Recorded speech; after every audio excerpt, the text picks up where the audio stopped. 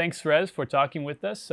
You want to tell us how you got started in the movies in the first place? I started during the early 70s, about 1975, 76. I started as an actor, stage actor, and I used to be a dancer in Cultural Center of the Philippines and in school, University of the East. I'm part of the UE dance troupe, and I turned commercial, like I dance on TV, film. Then eventually I joined the movies, and that's the earlier years of martial law. Actually, I joined the dance troupe for a wrong reason. You see a lot of beautiful girls in dance company, and in school I get scholarship.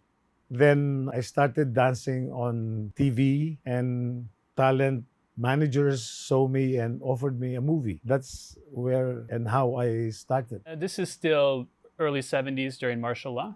Yes. I also do some stage acting presentation. I've done some Broadway musical because of my dancing prowess, and I do some classic Filipino plays. But this one is in UP Theater. And I also played Tajumaru in the classical play Rashomon of Kurosawa. Then eventually it became film and a lot of Filipino classic material. What was your thoughts on martial law at that time? Actually, that's my exposure, my being an activist, because you don't have a choice during the time that you'll be involved in the social issues and the effects of martial law. But I'm just a student then, so I don't mind. I'm a happy-go-lucky guy, and I just enjoy them. Sometimes I join the rallies, but I'm not there really for purpose or for the advocacy. I'm just there because it's fun and everybody's there, so I'm there. So my involvement here is because of when I started on film, that's the height of martial law and a lot of activism going on. And that's the time that I started acting on films. How did you first meet up with Broca and start working with him?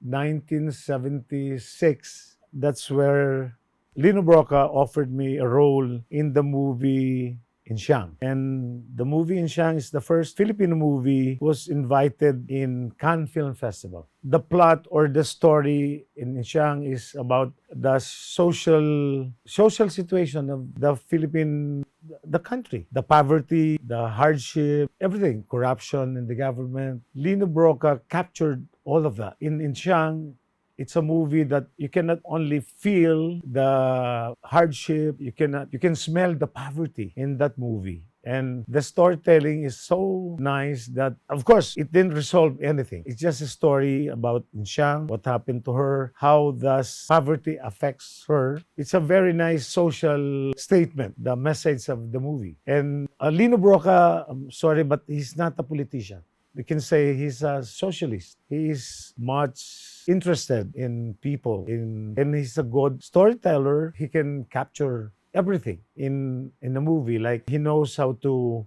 motivate actors. He's not much of a technical director, but he's more of an actor's director. He knows what he wants, and he knows how to motivate you, and he knows how to bring out the best in you, bring out the feelings or emotion that he wants in a certain or in a particular scene. I understand he actually had his own directorial style. Ibig sabihin, sariling style yung method.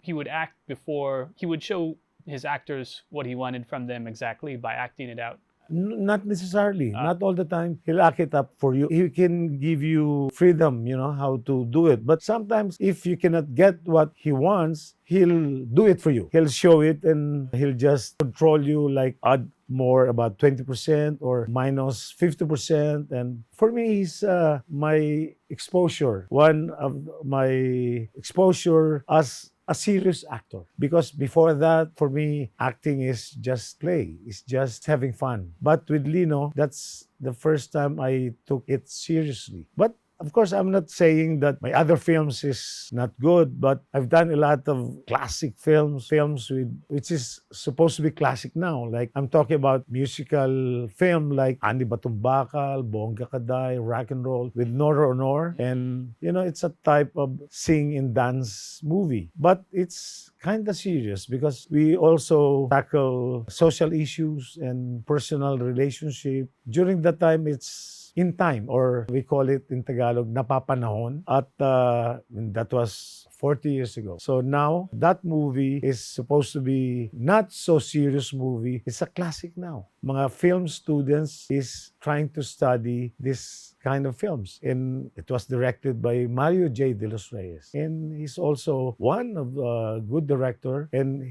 he also came from PETA, like Lino Broca. Then I've done a lot of series of action film. That's where I get involved with FPJ. One time, I also worked with Erap, with Joseph Estrada in the movie Bangkang Papel, Sa Dagat ng Apoy. And that movie is about labor unrest, and I played the role of a labor leader, and I enjoy my role there because it's something that is close to my heart. Like, I defend the labor force, the workers in that movie. We all know that Erap usually make movies that we call it then with social relevance. Of course, FPJ have his own style also. It's an action film, but you can feel a lot of heart, it's about humanity, it's about people, about poverty. He's supposed to be defender of the masses, and he's very good at that. And that's from him also I learned how to direct, because he hired me as his assistant director in one of his movies. So that's where I learned about camera movement, the geography of a scene. From him also I learned that it's like in the comics,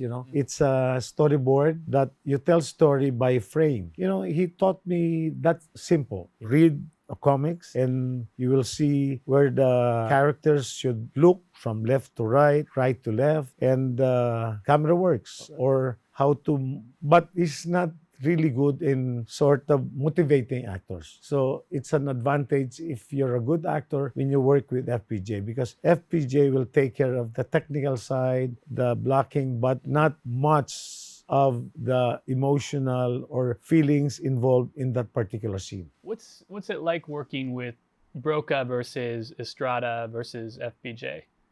With Lino Broca, he's very emotional, Like when he explains things, he'll express it with gusto. And he can describe what he wants clearly, because his genre is more of a drama. Not like FPJ is an action director. So their working style is different. With Estrada, he's not a director. He's just involved in the conceptualization of a project, but he's not the director. He gets other directors, and just like FPJ, they get good writers to write their ideas for them. Bangkang Papel is Edgardo Reyes is the writer. And he is also the director. The director. What was Erap's relationship to the director to Edgardo Reyes? How did they conceive of the film together? Yes, initially, Edgardo Reyes have a project. When Erap Estrada learned about it, and he loved the project, and he discussed more of like, can you put this scene? Because his experience as a mayor has something to do with the labor problem and how the police will handle this situation, blah, blah, blah, blah. But it's more of Edgardo Reyes' execution. Not like FPJ. FPJ is involved from conceptualization until writing the script. He constantly communicates with the writer. And even if FPJ wants to change or add some scene, he always do it on a pre-production stage, but not on the set. FPJ always go to the set prepared, and he knows what to do already. Even if he's not the director knows what to do, because FPJ gave his ideas already on what to do in this particular scene. How about Estrada's acting style? He once said, I've studied policemen, jeepney drivers, union organizers, people working in all different walks of life, and it allows me to understand politics better. Uh, could you explain what that means? Meaning his immersion is concretized by playing the roles of a driver or a farmer or of that particular character. Because in real life, Arab is not poor. He came from a rich family, but he is they call him the black sheep of the family, and he is more exposed in their neighborhood. All those laborers, the gangster, policemen, and all those stuff. So that's why he get the title of man of the masses. He's the father of the masses. But he's not really, or he didn't come from a poor family. So he learned everything on the street. Actually, being an actor is just an accident. He happens to bring his girlfriend to the set of the mother of his girlfriend, who's the director of that movie. And the male actor didn't arrive. So this director said, "Oh, you like your boyfriend to be part of the movie? Does he know how to do fight scenes?" And when the girlfriend said, or tell Arab that, "Oh, Arab, my mother, who's the director, said, like, if you like to be part of the movie and then you know how to do fight scenes, you can be part of the scene now." And Arab said, "Oh, I like it," because he liked fighting. And Arab is the first actor who's not, we call it, mestizo. During his time, the leading actors then are usually half-breed. Like FPJ is a Philam. He's a Filipino-American. But Arab is a native Filipino. And he's the first actor, he's the first leading man that is pure Filipino, not a mestizo. And that's where he started his career as an actor. I understand that Arap would also study language, how working people speak, and mannerisms and expressions, and put that into his characters. Yes, Is this the he's case? known for, saying Taglish in a funny way. Yung Filipino, we call it, the Filipino standby. That's how they speak, and that makes him funny. And the Filipino people, especially the poor, love him because they can identify with him. Iba-ibang immersion ni Lino Broca from Estrada. Iba. Si Lino is more of, kasi galing din sa probinsya. So yung poverty in the province and in the urban area, Lino Broca's immersion is more deeper because he's one of them. Not like Arab, he saw them and experienced them. Not like Lino, he grew up from that sector of the society. Where he came from the province that even in studies, the family cannot finance his studies properly. So he has to do things to support himself through school. But Lino can handle these people. Lino is brave. Like in Inxiang, a lot of people, or that location is full of gangsters and crazy guys. But Lino can handle them up to the extent of challenging them to fight because he can curse them also if they're really bad. And Lino Broca one time challenged those guys. "If you're really brave, come out, fight me." Lino is that brave, but he's the most macho director that I've known. Although like FPJ is cool and very calculating, like Arab also. But Lino could be rough also. What was it like working on Bayan Ko, Kapit sa Patalim? My role there is one of the bad guys again. My name is Boy Echas, meaning Echas is shit. That's what I do. I'm akyat bahay, and all the houses that I rob, I usually raid their refrigerator, eat them, then shit their dining table. And that's a very nice character that I have to play. And it was taken from the news tabloid that there's this guy that the modus or his ways of doing things is like Boy Echas. And the title itself is Kapit sa Patalim, that if you're poor or you're on the poverty line, you will do anything just to survive. Kakapit ka sa patalim para mabuhay lang. And that's a very nice social issues that we tackle in that movie. And Lino Broca is very good at that. The details of his storytelling is very vivid. He takes care of details. That's how good Lino Broca is. How about the scriptwriter of that film,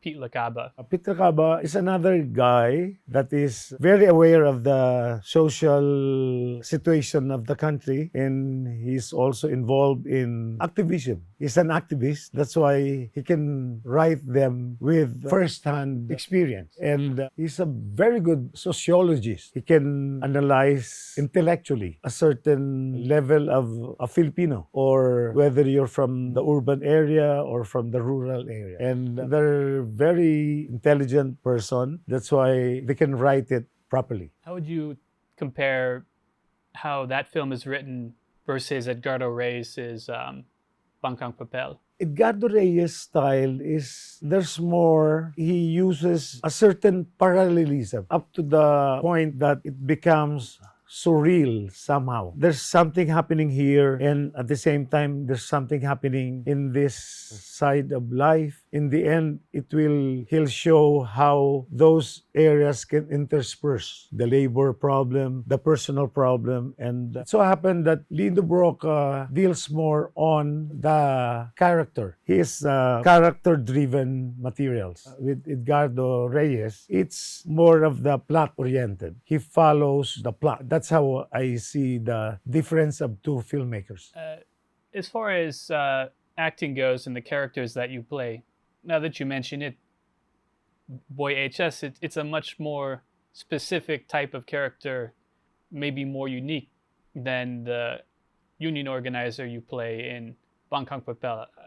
How do you feel about the similarities and differences between the type of character? By scene in Bangkang Papel is in the picket line, when we talk about issues. So it's more of external thing that you should show that you're a labor leader, you understand the issue. But with Boy Echas in Lino Broca, the emotional or the feelings involved in that particular scene is the one being given a more emphasis. So it's more of internal. With Bangkang Papel, it's basically external. Like you have to show how brave you are and how your involvement in the labor issues, and you're there prepared to defend your workers. I think that's the basic differences. How do you think the audience experiences the Estrada film versus the Broca film? The expectation of Estrada's viewers are more of the action side of Era. His antiques, his style of his humor. We can call it the very commercial side. With Lino, his viewer, his follower are looking at things more deeper. What's behind the scene? What's the subtext of what's going on? I don't know how to describe it, but they are apart. They're far apart in terms of film appreciation. The viewership of Erap and Lino Broca. But with Erap and FPJ, somehow they're kind of similar. But with FPJ, he's just more particular in his message, in the dialogues that he uses. But also, the focus is the commercial side because it's an action movie. It's interesting that Pete Lacaba did an interview recently, and he said Erap is his favorite actor. But of course, he writes a script for a film with Philippe Salvador. Whereas the Bangkang Papel, of course, that has Estrada, but he's not involved. It's Edgardo Reyes who writes the script. So I guess Lacaba will say he has a veneration for the Bakya movie and the style of Erap, but it's curious that he doesn't switch places with Edgardo Reyes. Maybe it so happened that the material of Edgardo Reyes is there. He is on the right place and on the right time. And of course, the style of Edgardo Reyes and Pete Lacaba is also different. And I understand that he likes Erap because Erap is more raw, doesn't care about the posture or, of course, the hair. He has to take care of his hair. Even with the long fight scene, the hair is still there. But with FPJ is type of dignified thing, like a more calculated movements, and even his choreography and fight scenes is very much studied. He knows how to use the camera to enhance his action scene and to make his punches really strong, supposed to be. But if you think about Philippe Salvador versus FPJ or Arap, there's almost less of an emphasis. I feel like he's more of a blank slate, not as expressive in some ways. Yeah, Philip Salvador is younger than this two action star. He has his own style, and he is Lino Broca's protege. So Philip Salvador is more controlled acting, but a lot of emotional involvement, emotional thing in him. Actually, Lino Broca verbalized it that he wants a raw talent, and actually he hates acting workshop because he said acting workshop can spoil an actor. So it's better to just depend on your own natural talent. And he guided Philip Salvador all the way because they worked into a lot of films. Do you feel that that happened with you to a certain extent in Inishang and Kapitsa Patalim? No, because I'm not as close as Philip and Lino. You know, like they made a lot of films, while me, I do a lot of films outside of Lino Broca's direction. How about the deeper message in Kapitsa Patalim? I understand the film may have even been smuggled out of the country to show at Cannes. Because during that time, the Philippine government don't want to show the real situation in the country. So somehow there's an attempt to smuggle because they don't want to show that side of the Philippines. But actually, it's not really that bad that they banned the movie, but there's just an attempt. If possible, don't show that movie because it shows the ugly side of the country. But if you look at I guess, in Shang, in the attention to detail, it seems to me there's a closer focus on the poverty than in Kapitsa Patalim. It's more zoomed out, if you will. It's not so much about the garbage and the smell, but more about the plot maybe, or the protests that are happening in the film. Yeah, but they're both tackling a poverty issue. Of course, in Kapit sa Patilim, we have different jobs. Not like in Insyang, the story is focused on Insyang, her family, and people around her. And the plot of Kapit sa Patilim is more subplots than Insyang. I think it's easier to digest Insyang as compared with Kapit sa Patilim. But what was the government taking issue with? Was it the crime subplot, the criminal element, the protests?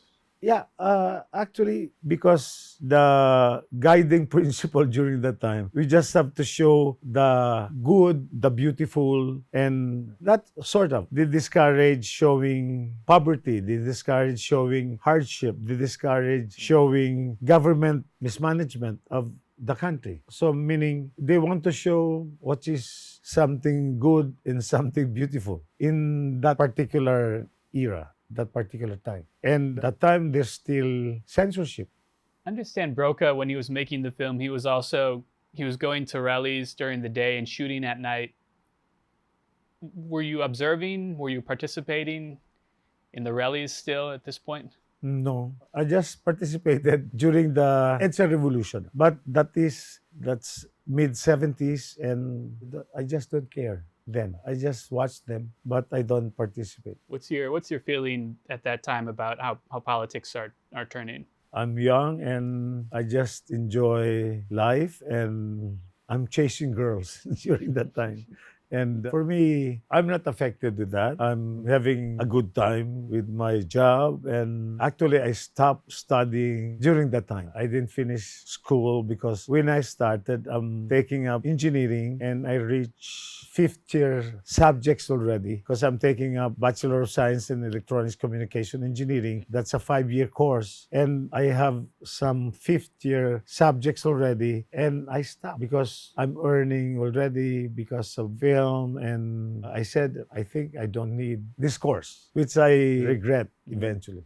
Did you get a sense that, of course, in a few years, the so-called second golden age of Philippine cinema would come to an end? We're expecting that because during our time, we're on that era that because I turned character actor, I usually play the bad guy. So I'm trying to compare the bad guy before us, that the style of acting is more of very superficial, very external, like very indicating. But during our time, we started doing things which is near or reality. Like, we try to do things more naturally. Maybe because we passed through the workshop that is following the Eric Morris style, which is no acting, please. So, because not like on stage, you try to magnify or you try to project a certain emotion or feeling. But we realized that on film or television, the camera can go near you. So you don't have to project. You don't have to magnify things. Like your eyes can express something and the camera can capture it because they can do close-ups of you. That's a time, during the time that we have to get away from the usual acting, which is very basing from stage. That is very, you have to make it big, you have to make it to magnify things and really have to project. But us, during the late 70s and early 80s, we have to do things near reality. You can be natural because we believe that good acting is not by acting.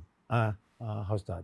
Basta, no acting, please. That's interesting because in Kapit sa Patalim, some of the shots are there. It's documentary footage. Broca's filming a rally. No one knows that he's shooting, or that's how it appears. Yeah, sounds. Would you say that he's in this moment they've almost kind of exhausted realism? They've pushed it as far as it can go. I think, yeah, somehow it's kind like an experimental thing. Maybe it could be more effective. It will work if you do it like a documentary, but not really doing the blocking, choreography, and just cover the whole event. And even me, during the time, I'm not really keen on the style or the approach or just doing things whatever the instruction of Lino. But eventually, in the end, that's the only time that I can digest and analyze, oh, this scene is like this, like that, like that. Because, we mature as an actor also.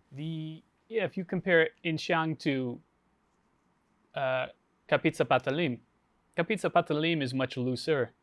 Insyang is meticulously shot. It's just, every scene is like a painting almost. There's more camera movement in Kapit sa Patalim.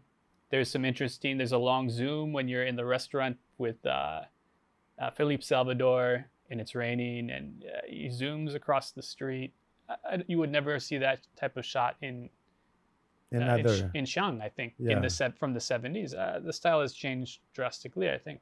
Yeah, in Insyang, he's more particular on, like in the scene, he really choreographed the movements. Even a small child running on the side, it's properly blocked, properly choreographed, and he gives nuances, he gives movements to those actors, even if you don't have a line or you don't have a connection in that particular scene, but you just want to show the raw look of a squatter's area. All those actors there are stage actors. That's why Lino can easily give them instruction or give them lines that is not on the script, but lines that can help that actor in that particular scene so they can show a particular scenario. And his assistant directors are also from stage and they have the communication is easy. I don't know. It's maybe it's the location we're using an actual location, so you can really smell, you can feel the environment in Insyang. The villain in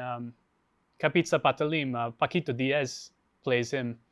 It's different than the Dado character. I forget the name. Who plays Ruel Vernal.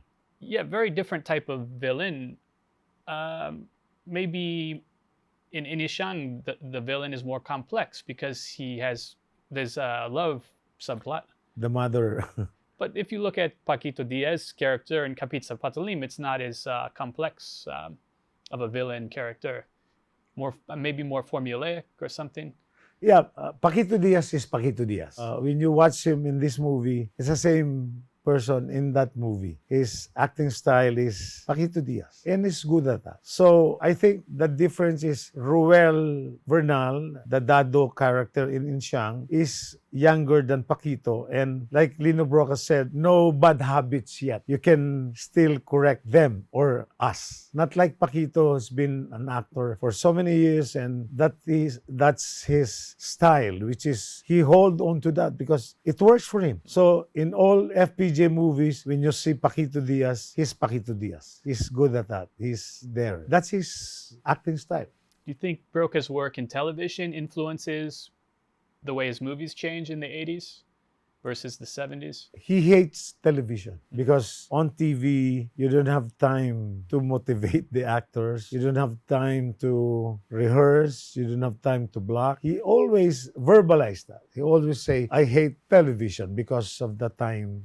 given to you, that you have to finish this material within one day, one night. And I think not only Lino Broca influenced the change or the transition stage of filmmaking, but we also have Ismael Bernal. But Lino Broca is the one more aggressive into doing something new, trying to experiment on something. And even if his early movies don't make money, but still producers get him because they know that he's a good filmmaker and he's a good storyteller. How about speaking of producers? Kapit sa Patalim was produced by Malaya Films. I think it may have been the only film that Malaya Film made. Tony Gonzalez was the owner, I understand. Actually, the producers or the financier of that movie, some of them are part of the production of Lino Broca also. And there's a lawyer who is anti-Marcos that is also involved in that movie. So there's really an intention to show the effects or the ill effects of martial law. But somehow there's some political undertone in that because Lino is also part of the movement, leftist. According to what my research is, that Tony Gonzalez, in addition to funding that film or contributing, his office, he had a clothing business in the Mondragon building, and he also offered it as the HQ for the Aquino presidential campaign in 85, 86. Was that something that would have been familiar with actors on the set? Actually, you don't see them on the set. You just hear about them. And of course, Antonio Gonzalez became prominent during Aquino's administration. He became tourism minister of tourism. Yes. And somehow for us actors, we don't care. But I just heard something about that political thing doing this film. And up to now, I don't want to touch them. Did it feel like there was any element of danger working on a film like that? Or just no, during the going to time, work? we don't care. It's martial law. There's curfew. There's the military running the government. But there's danger. But for us, we're young and who cares? So it's interesting.